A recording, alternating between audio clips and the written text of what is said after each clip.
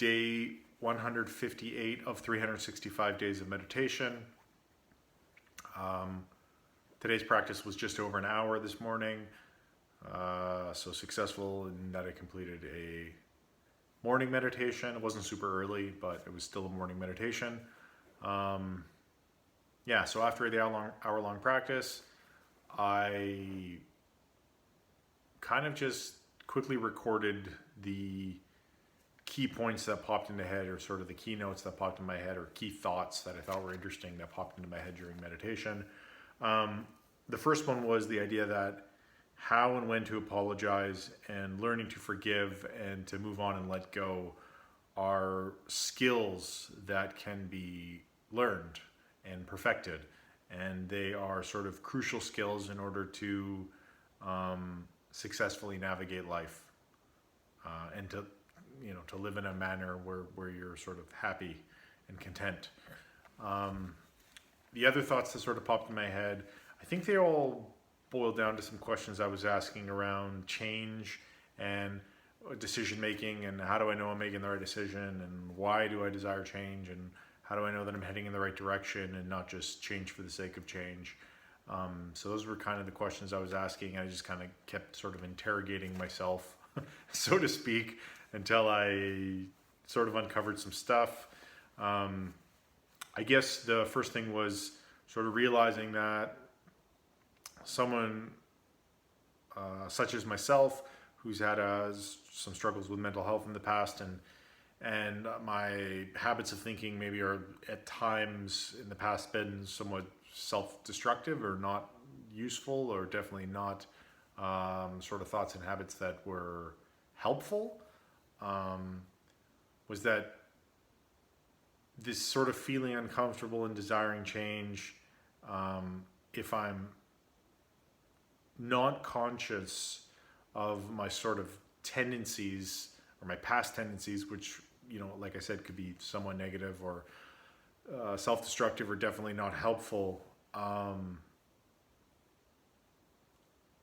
If I'm not conscious of that, I may sort of seek to disrupt or overturn or sort of flip everything upside down on the board and start fresh.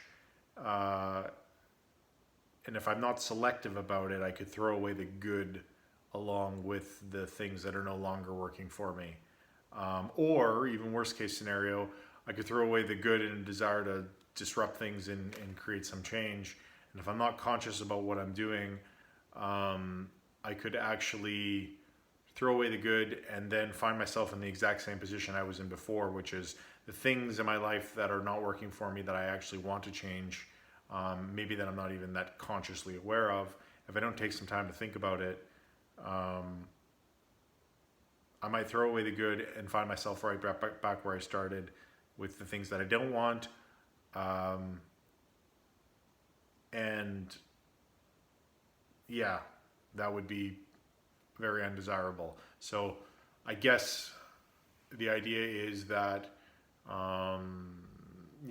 there is some purpose to not rushing into things, but when I feel like certain aspects of my life are not working, what I need to do is hone in on the things that are not working. Also identify the things that do make me happy, do make me feel good, that are working, and then keep those, but maybe do something a little more radical change-wise with the things that aren't working. Seems pretty obvious, but yeah, sometimes I guess I need to remind myself of that, because the tendency is to want just like to flip it all up and, start a new life in a sort of fantastical kind of way. Although to this point in my life, I've never really done that. So the other thing I realized was that in thinking about change is that fear holds me back, and that curiosity and wonder move me forward. So when I approach things from a place of fear, I don't tend to make good decisions. I don't tend to want to move forward. But when I approach things from a place of curiosity and sort of wonder, I will want to go out and explore. And then in relation to that, I was thinking about,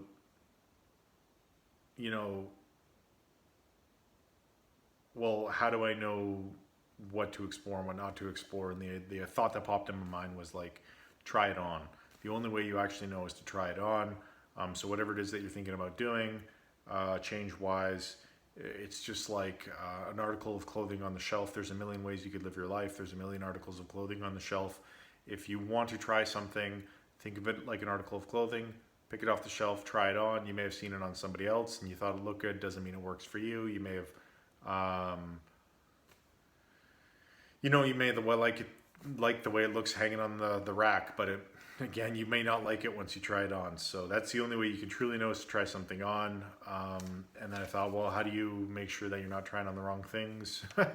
And, going down a path you don't want to, because there are certain things in your life that you cannot undo once you've done them, so to speak. And what popped in my head after asking that question was, if I'm hesitant, ask if I've tried something like this on before. So ask if I've tried something like this on before, and do I need to try it on again to really know what the outcome is going to be and if I'm going to be happy with it or not. So that was interesting. It's kind of the idea of thinking about other scenarios in my life that have been similar, maybe not identical, but very similar. And, I made a decision to go forward and try something that led to a certain outcome. And was I or was I not happy with that outcome? And so it's the idea of like, think about similar situations and the outcome of the decision I made. And then, was I happy or not? And base my current decision off of that.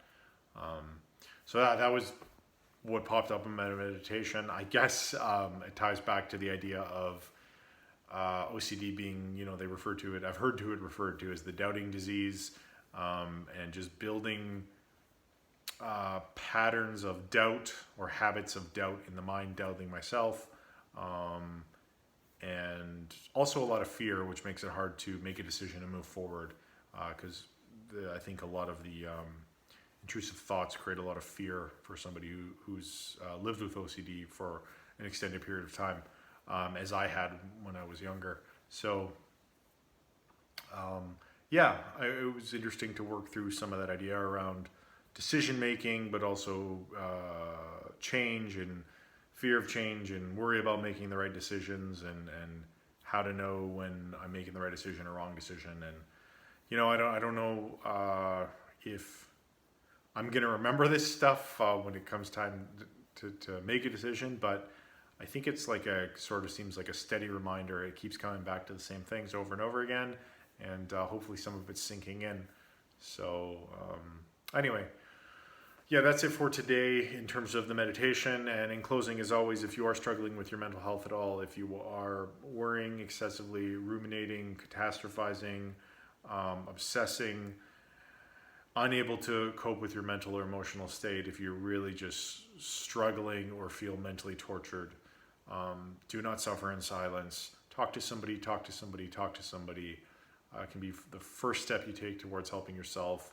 If you've never talked to somebody about your mental health struggles before, then and your mental health struggles are not going away, then I would say try something new, because what you're are doing is not working. It's not changing anything.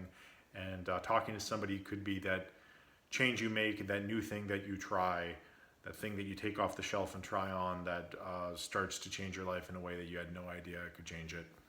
And I know from my own personal experience that it definitely did for me. I would encourage you to talk to somebody, take that step, make that change, try that on, and help yourself and help end the stigma around mental health and discussions around mental health. That's it for today. I hope that was interesting or useful. Felt a little bit ramblish, but it was just kind of a mind dump from my meditation. And it was interesting. Great. And that's it for today. Thanks for watching. Have yourself a great day.